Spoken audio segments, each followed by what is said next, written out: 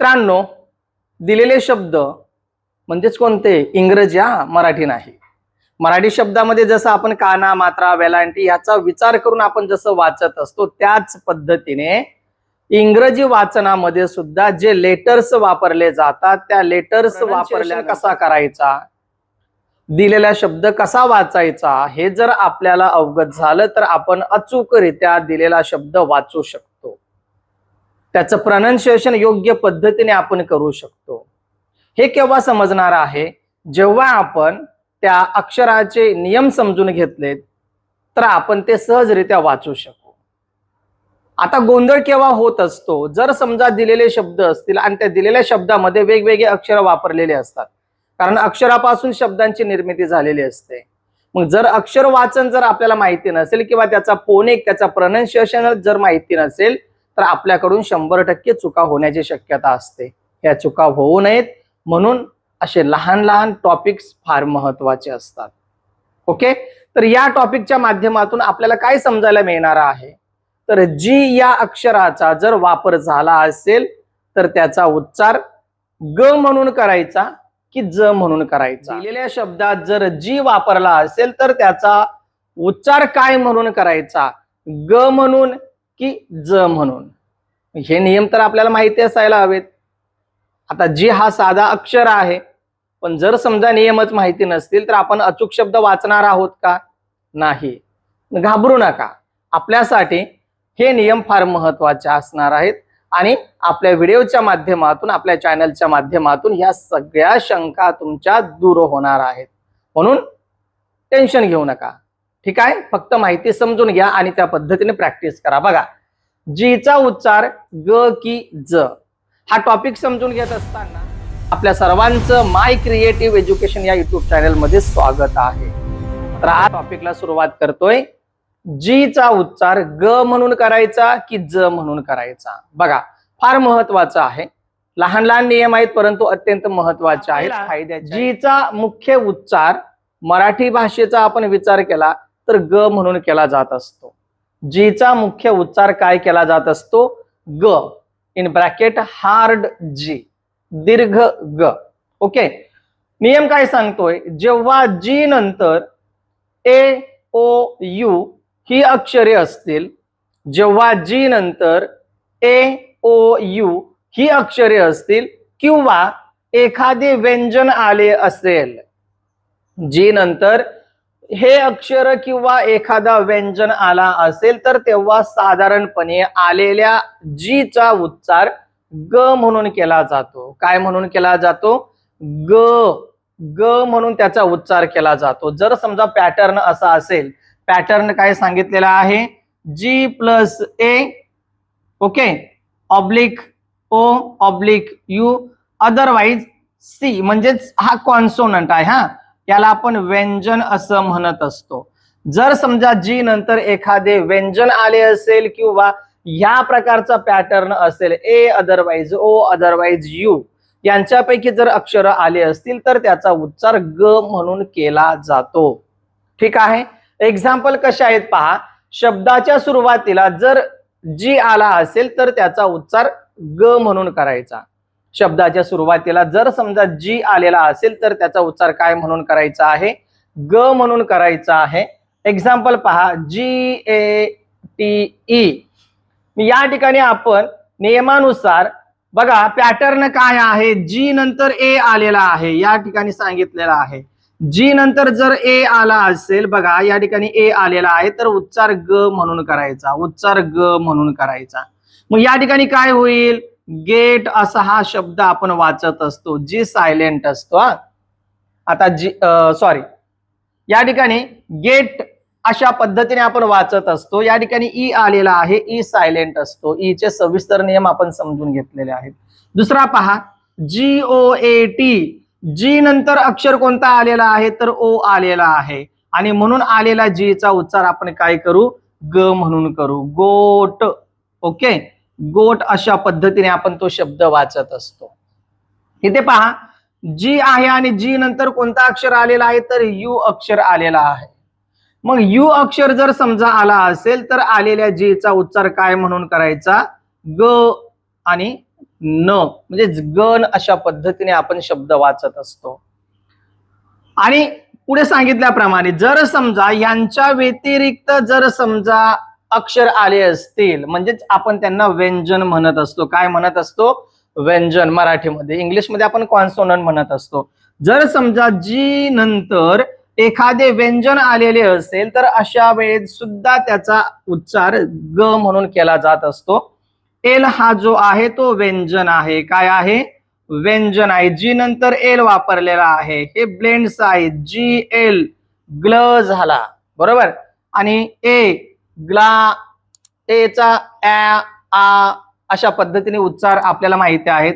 आणि double S असेल तर स म्हणजेच ग्लास हा शब्द या ठिकाणी तयार होत असतो. जर समजा पॅटर्न ह्या प्रकारचा असेल, जी नंतर ए आलेला असेल किंवा ओ आलेला असेल किंवा यू आलेला असेल किंवा या व्यतिरिक्त जर समजा एखादा व्यंजन आलेला असेल तर अशा वेळेस आलेल्या जीचा उच्चार ग म्हणून करायचा. काही अपवादात्मक असे काही शब्द असतात. या ठिकाणी आपण तो शब्द मुद्दाम लिहिलेला आहे. जी नंतर आय आलेला आहे. या ठिकाणी तो पॅटर्न नाही आणि व्यंजन सुद्धा नाही. आता व्यंजन आहे का? तर आय हा ओवल्स आहे, स्वर आहे. इंग्रजीतील तो स्वर आहे.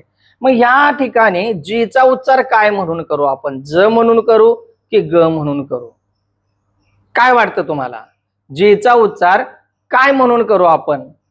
ग की ज? जर आपण ग चा उच्चार केला तर गर्ल होईल. बघा, जर आपण जीचा उच्चार ग केला तर गर्ल होईल आणि ज केला तर जर्ल होईल. मग योग्य उच्चार काय असेल? तर योग्य उच्चार या ठिकाणी आहे गर्ल. काय उच्चार आहे? गर्ल आहे. आता गर्ल हा उच्चार कसा? ग हा उच्चार या ठिकाणी कसा आला? तर हे जे काही मूळ आहे ते जर्मनिक असल्यामुळे या ठिकाणी जो जी आलेला आहे त्याचा उच्चार ग असा केला जात असतो किंवा वाचला जात असतो. इंग्रजी व्याकरणामध्ये जेव्हा एखाद्या स्वराच्या पुढे आर हे अक्षर येते तेव्हा त्या स्वराचा उच्चार पूर्णपणे बदलतो. बघा, या ठिकाणी स्वर आहे आणि स्वराच्या पुढे आर हे अक्षर आलेले आहे. मग आर अक्षर आल्यामुळे या स्वराचा जो उच्चार असतो तो पूर्णपणे बदलतो. कसा बदलतो? तर या ठिकाणी म्हटलेला आहे, हा जो काही शब्द आहे तो एक जर्मनिक असा शब्द आहे आणि म्हणून आपल्याला या ठिकाणी आय नंतर आर आल्यामुळे आय आर ही जी जोडी आहे त्याचा उच्चार या ठिकाणी इर किंवा अर अशा पद्धतीने होत असतो. जर समजा ही जोडी आलेली असेल, आय आर ही जोडी आलेली असेल तर या अक्षरांचा उच्चार इर किंवा अर म्हणून केला जात असतो. ई किंवा दीर्घ ई म्हणून केला जात नाही. हा व्याकरणचा एक नियम आहे, तो आपल्याला माहिती असणं अत्यंत गरजेचं आहे. ठीक आहे, पुढचा नियम पहा. काय शंका असेल तर तुम्ही निसंकोचपणे विचारू शकता. पुढचा बघा, शब्दाच्या शेवटी किंवा मध्ये जीचा उच्चार ग म्हणून केला जात असतो. बघा, या ठिकाणी BAG शब्दाच्या शेवटी किंवा शब्दाच्या मध्ये जर समजा जी आला असेल तर त्याचा उच्चार काय म्हणून केला जात असतो? ग म्हणून केला जातो. एक्झाम्पल BAG, जी कुठे आहे? तर शेवटी आहे आणि म्हणून त्याचा उच्चार केला जातो बॅग. PIG, जी कुठे आहे? शेवटी आहे. मग याचा उच्चार आपण काय करू? पिग म्हणून करू की ज म्हणून करू? पिज म्हणून करू का? तर नाही, नियमानुसार. ओके, या ठिकाणी पहा, शब्दाच्या मध्ये जी आलेला आहे TIGER. मग या ठिकाणी जो काही जी आलेला आहे काय म्हणून कराल? ग म्हणून कराल की ज म्हणून कराल? तर या ठिकाणी काय सांगितलेलं आहे? शब्दाच्या शेवटी किंवा जर मध्ये जी आलेला असेल तर त्याचा उच्चार सुद्धा काय करायचा आहे? ग म्हणून करायचा आहे. म्हणजे टायगर अशा पद्धतीने आपण ते शब्द वाचत असतो. फार महत्वाचा आहे, लक्षात ठेवा जरा. जीचा उच्चार ज, जीचा उच्चार ज आपण समजून घेतला. जीचा ग उच्चार. आता आपण समजून घेतोय जीचा ज उच्चार. सॉफ्ट जी. बघा कसा, जेव्हा जी नंतर ई आय वाय हे स्वर येतात जेव्हा जी नंतर ई आय वाय हे स्वर येतात तेव्हा बऱ्याचदा जीचा उच्चार मराठीतील जो ज अक्षर असतो त्या पद्धतीने केला जात असतो. ज उच्चार त्या अक्षराचा केला जात असतो. बघा या ठिकाणी एक्झाम्पल दिलेले आहेत. GENIUS, जी नंतर ई आलेला आहे. जी नंतर काय आलेला आहे? ई आलेला आहे. मग विचार करा या ठिकाणी जीचा उच्चार काय कराल? ग म्हणून की ज म्हणून? नियमानुसार जर आपण समजून घेतलं, जर पॅटर्न जी नंतर ई असेल किंवा आय असेल किंवा वाय असेल तर अशा वेळेस काय करायचं आहे? उच्चार काय कराल? ज म्हणून करार. म्हणजे या ठिकाणी शब्द तयार होणार आहे जिनियस. या ठिकाणी GIANT, जी नंतर आय आहे. उच्चार काय कराल? गायंट कराल की जायंट कराल? जायंट हा योग्य उच्चार आहे. शब्द आहे. तिसरा शब्द आहे GIRAFFE, जी नंतर अक्षर कोणता आलेला आहे? आय. उच्चार काय कराल? गिराफ की जिराफ? जिराफ उच्चार करत असतो आपण. नियमावली लक्षात ठेवा. जो पॅटर्न आहे तो पॅटर्न लक्षात ठेवा. ज उच्चार केव्हा करायचा आणि ग उच्चार. या ठिकाणी पहा चौथा शब्द पहा, ORANGE. आता जी कुठे आहे? तर या ठिकाणी आहे आणि जी नंतर काय आलेला आहे? तर ई आलेला आहे आणि म्हणून आलेल्या जीचा उच्चार या ठिकाणी ज म्हणून केला जातो. ऑरेंज म्हणून केला जात असतो. ऑरेंज म्हणून आपण वाचत नाही, ऑरेंज म्हणून आपण वाचत असतो. ठीक आहे, फार महत्त्वाचं. जी सायलेंट केव्हा असतो? त्या स्पेलिंग मध्ये आपल्याला जी अक्षर लिहिलेला दिसतो परंतु त्याचा उच्चार होत नाही. का होत नाही?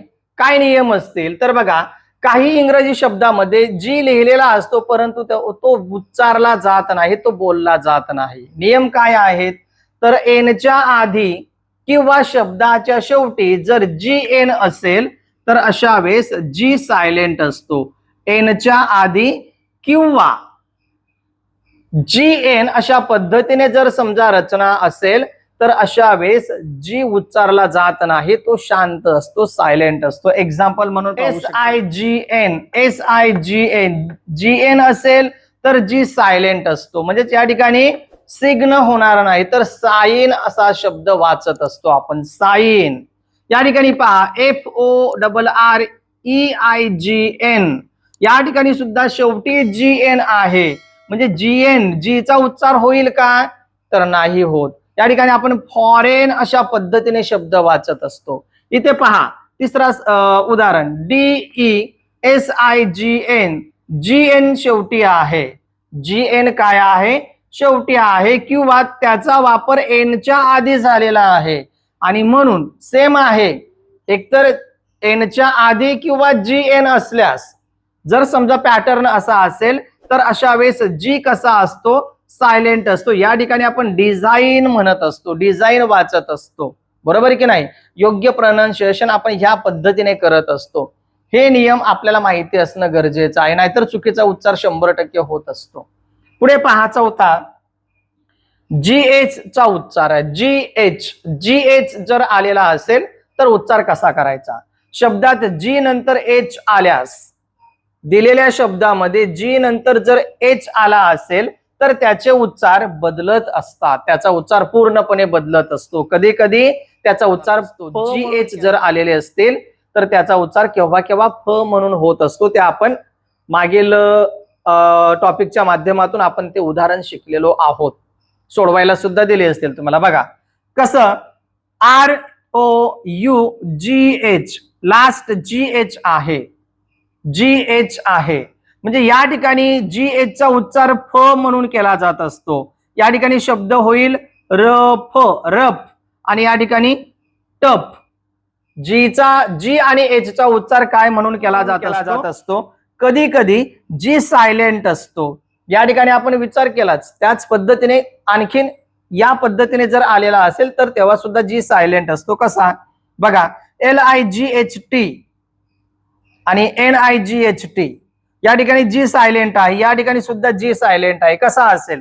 या ठिकाणी लाईट होत असतो, लाईट, नाईट. जी या ठिकाणी कसा असतो? आवडली असेल, आवडत असेल तर व्हिडिओ अधिकाधिक शेअर करा. चॅनलवर नवीन असाल तर चॅनल सबस्क्राईब करून बेल आयकॉन प्रेस करा जेणेकरून आपल्याला अशा व्हिडिओची नोटिफिकेशन मिळू शकेल. ठीक आहे, धन्यवाद.